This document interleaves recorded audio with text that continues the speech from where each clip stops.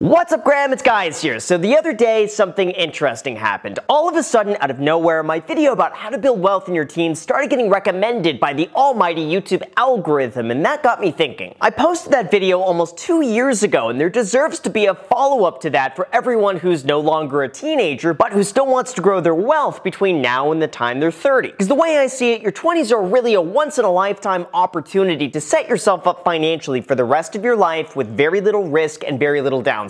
And whether or not you realize it, your 20s give you such a solid advantage that most people just let go to waste. Now, I'm not going to tell you, don't go to Coachella, don't waste your time at parties, and stop wasting money. But instead, there are some step-by-step rules that anyone could follow with minimal effort that does not cost you any money. In fact, it's actually going to make you money, so that's good. And I get how it is to watch these types of videos as a viewer, so I will make it as specific as possible so you know exactly what to do by the time the video is over. But there is one thing that I ask for in return. Since this video is free and it costs you nothing, if you find it helpful, it would mean a lot to me if you hit the like button for the YouTube algorithm. That's it. It takes you less than a fraction of a second. It helps me out a ton, and it's a good indicator for me that people want to see more content like this, so I can make sure to make more of these types of videos. So that's all I ask. Thank you guys so much, and with that said, let's begin. Now first, since the goal here is building wealth, obviously that has to do with making money, and one of the easiest ways that you could start before anything else is to build your credit score. After all, there's the notion that credit cards are bad. They prey on unsuspecting people by charging them interest, and they're for people who can't afford to pay off all of their charges in cash. But when I was 21 years old, I got hit with a very harsh reality that if you don't have a good credit score, you are f***ed. When you go into the real world with taxes and bills and 15-second unskippable ads, you'll quickly realize that your credit score rules all aspects of personal finance. Those three numbers will dictate whether or not you get an apartment, or get a loan to buy a house, or get an auto loan, or get a low interest rate, or even get approved for a job. Even though it might seem kind of trivial to get a credit card when you don't need one, the reality is, if you could learn how to use the system to your advantage, with a good credit score, your entire financial life is going to be fast-tracked, and take it from me who's learned it the hard way. Now, if you want a step-by-step breakdown of exactly what to do, it's really this easy. First, if you have no credit history, go and apply online for a free Discover It's Secured credit card. They'll just ask you to put down a deposit, which they'll eventually get back to you after 8 months, and then in return, they will give you an equivalent line back of credit. All you need to do is get in the habit of putting a few small regular charges on the card every single month and then paying it off in full by the time it's due. That's it. Second, then go and sign up for a free credit monitoring website like creditkarma.com or creditsesame.com. This is going to help you monitor your credit history, and then you can watch your score go up over time, all for free. Then third, after about 6 months of doing that, go and open up another free credit card like the Bank of America Cash Rewards card. From there, you'll do the same thing as you've done before, just put a few small charges on the credit card every single month, and then pay it off in full by the time it's due. Again, it's that easy. Then fourth, after about 12 months of doing that repetitively, you could go and sign up for your first charge card like the American Express Gold Card. And because technically this is a charge card that doesn't report a limit, it's not going to count against your credit utilization, and therefore it's going to help you boost your score. Then fifth, after about 18 months of doing this, you should have a credit score from 700 to 780, which is going to give you the lowest interest rates anytime you want to leverage your money. Building your credit score like this should not take you any more than a few minutes of work per month. It can be completely free. And if you do this long enough, you should be able to get a perfect credit score above 800, and then from there, really the sky is the limit. The second, while you're building your credit score, even though that can help you build wealth, it's not going to bring in the big money. And so if you want to set yourself up on the financial fast track of a lifetime, the best thing that you could do in your 20s is get as much job experience as possible. I believe your 20s are really the best time possible to take a lot of risk, try new careers, be as busy as possible, and then just see what sticks. Every job is going to give you a different skill set that you could then leverage into the next position. Well, every single time you try something new, you're going to learn what you like, what you don't like, what you're good at, and what you're bad at. In my case, I started working part-time in high school at a marine aquarium retailer where I photographed pictures of their inventory, packed orders, and dealt with customer service, and I loved that job. From there, it was a big change for me when they wound up going out of business, and not too much longer after that, I joined a precious metals investment firm doing data entry at minimum wage, and I hated it. It was the most miserable experience of my entire life, and and I very quickly realized that I would much rather do anything else that I enjoyed than ever have to step foot in that office ever again, and I did just that. After that, I got my real estate license to be a real estate agent, and I dove headfirst in an industry that I knew nothing about. But I had so much fun with it that I took on any extra work I could. I would work for free. I would just want to see what other people are doing. And I did whatever I needed to because I knew these tools would help me later on. But slowly, my career evolved from working in real estate to then using those experiences to invest in real estate and using those experiences to make YouTube videos about investing in real estate. Now, in terms of what you could do specifically, because I know everyone likes a step-by-step guide, here's what's worked for me. First, pick what you think is a dream career. Whatever that might be, just identify what that is. Then second, find a way to do exactly that. If it requires a special license or a certification or some sort of experience, then work towards that. Or if it's a career that people tend to build on their own, like a lot of entrepreneurs, just see if there's someone you could work for who's in the field you want to get into. Alternatively, if this is something that you could start on your own, like building a business, just go ahead and do it and don't overcomplicate things. And third, if you realize that it's not a good fit or it wasn't what you expected, just move on and start the process over again. I would just use your 20s strategically for experience without worrying about trying to make as much money as fast as possible. Because I promise you, the experience that you get now and where that will lead will wind up making you 10 times more money than you could make right now up front. And that, of course, leads me to number 3. While we're on the topic of making money, especially if you want to do that as fast as possible, most likely your best chance at doing that is by starting a business. Now sure, it's no surprise the majority of businesses end up failing, but with the internet, there has never been a more level playing field in terms of building wealth. You can now run a multi-million-dollar business from your laptop anywhere in the world without inventory, without employees, and without a huge upfront investment. Even this YouTube channel, which makes millions of dollars a year, is something that I run from home with equipment that costs less than a few $1,000s. And this entire time, I've run this channel with no employees. Here's what I'm getting at. One of the best ways to make money and build wealth is by starting your own business and ideally having that business be mobile. Even if it fails and you make no money doing it, I promise it's going to be one of the most valuable experiences that you could get. That also segues into something that I will call 3.5, and that would be in your 20s, take risks. You have a very unique time now where if you try something and you fail, you'll have plenty of time to recover. You could work 80 hours a week because you probably don't have much better to do. You probably don't have a family to support and you don't have high overhead. Plus you could mentally and physically do it. Even for me now, the older I get, the more I just want to kind of sit back and relax and chill. So I gotta say for myself, those early years where I really gave it everything were 100% worth it. This also applies to investing in your 20s as well. You could afford to take much riskier investments because you have a longer time frame to recover from any losses. But that doesn't mean go and be stupid with it and buy lottery tickets or dink doink. But don't be afraid in terms of being a little bit more aggressive in your investments for a slightly higher return. Now 4, since we're talking about investments, in your 20s, you should invest everything immediately. Like I remember reading about the term compound interest when I was 18 years old, and this small concept really stuck with me. $1 invested at 20 years old at a 7% return is going to be worth $21 when you're 65 years old. However, if you wait and invest that same $1 at 30 years old instead, it's only going to be worth $10.68 by the time you're 65. That means your money is worth twice as much when you're 20 years old than when you're 30 years old. And when I learned that, it changed everything. All of a sudden for me, it was like this race to invest as much money as I could as soon as I could, because this was my window of opportunity to turn it into so much more by the time I was older. Now, as far as a step-by-step guide on what you could do, my advice would be to go and open up a Roth IRA as soon as you possibly can. This is a retirement account that you could invest $6,000 a year into, and all of the profit you make is going to be completely tax-free at the age of 59 and a half. Now, for anyone who's young, this is especially good for 3 reasons. First, you're probably not making a lot of money right now, so you're already in a really low tax bracket. This means very little money is lost to taxes up front, which gives you more money left over to go and invest. The second, you're young enough to have decades of compound growth and profit available to you when you're older, and hopefully that's going to be a lot of money. And third, this is incredibly easy to do. Pretty much every brokerage out there offers a Roth IRA, and you could set it up yourself in under 15 to 20 minutes, and there's no reason not to do this. Just to show you how great this is, if you max it out at $6,000 a year, starting at the age of 18, by the time you're 65, you'll have over $2,250,000 waiting for you tax-free. So if you could pretty much just commit to this one thing throughout the entire video, you'll have pretty much guaranteed your retirement at like baller status. Then in terms of what to invest in, I like equities like stocks or just a broad index fund like VTSAX or VFIX. Just buy solid long-term stocks and index funds and then keep keep buying and holding consistently for 30 years without looking at the price. Never panic if the price drops, just keep buying and holding even longer. And plus, just to give you a head start, for anyone interested, I do have a link down below in the description where Public is going to be giving you a free stock worth all the way up to $70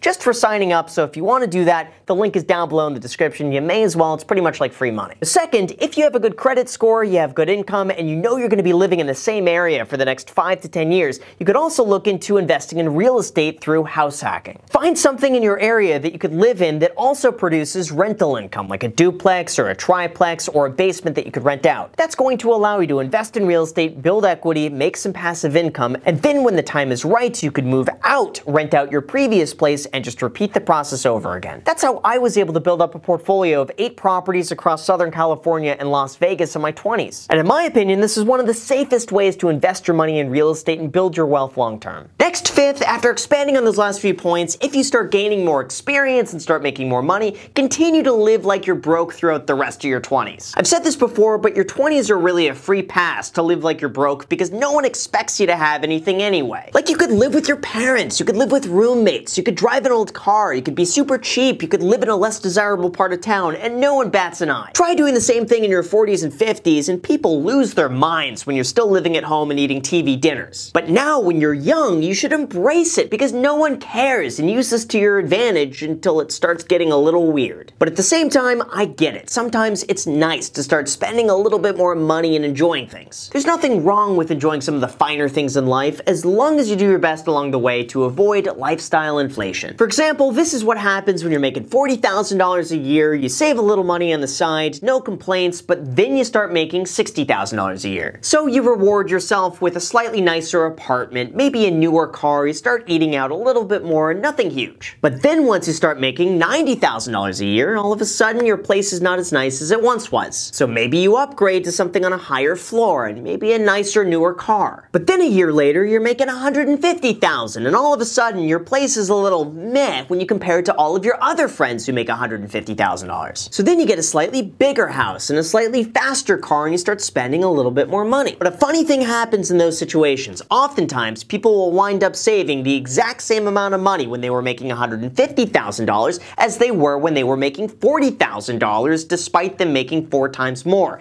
That is a good example of lifestyle inflation. So the best way to overcome this is that if you start making more money, keep your expenses the exact same throughout the rest of your 20s, don't change a single thing, and just invest the difference. Your reward is going to be that your money now works for you and not the other way around. So that way, when you're in your 30s, you could live up however you want or buy a Ford GT. Like, here's the way I think of it. If I see something that I want to buy, like my new coffee for sale at bankrollcoffee.com, I'll figure out how much I need invested so that my investments will be able to pay for it. Throughout my entire 20s, I would just find a way to invest my money to pay for the things that I want. And then I save up for those specific investments and not the thing itself. And I truly believe if you could stick with this for 10 years, you could set yourself up for the rest of your life. And lastly, I'll call this one number 6, which is basically everything I've wanted to mention earlier that's equally important in no particular order. First, you gotta make sure to create multiple streams of income. This one is so crucial that the IRS actually published their research on high-income tax returns to study the distribution of economic well-being, which is basically another word for how do rich people get so much money. And what they found was the more sources of income you have, the more likely you are to make more money. So when you see that 65% of millionaires have 3 or more sources of income, I would take that into consideration and do your best to diversify as much as you possibly can. Next, you should stay away from bad debt. In my mind, if you're not leveraging your debt to make you even more money, then it's probably bad and you should stay far, far away from it. Like, you should always say no to credit card debt. Just pay that off in full. Never finance anything that you can't afford to pay for outright unless it's for a business or an investment. And if your interest rate is higher than what that investment is making you, then you should always do your best to pay it off as fast as possible. And finally, you should stay healthy. I find that I do my best, most productive, most energetic work when I get a good night of sleep, I eat healthy, and I exercise. This allows me to wake up a little bit earlier, I'm a little bit more motivated, and I just feel a little bit better in general. If you're out late, you're getting distracted, you're eating fast food, and you're being lazy, it is impossible that that is not going to trickle over into other aspects of your life as well, including your bank account. So once you get in a routine of a good, healthy habit, just stick with it because I promise you, you're gonna end up making more money as a result. And honestly, that's pretty much all you need to know. Now sure, there's always gonna be some more nuance that I can't describe in a video without making it 3 hours long. wrong. But in terms of the major aspects of building wealth, if you could just stick with this for 10 years, it would be impossible that this won't get you further ahead. I have personally followed and done every single piece of advice listed here, so I know exactly what to expect, and I've been through it. The hardest part of the entire thing is just going to be actually doing it, staying consistent with it, and then above all else,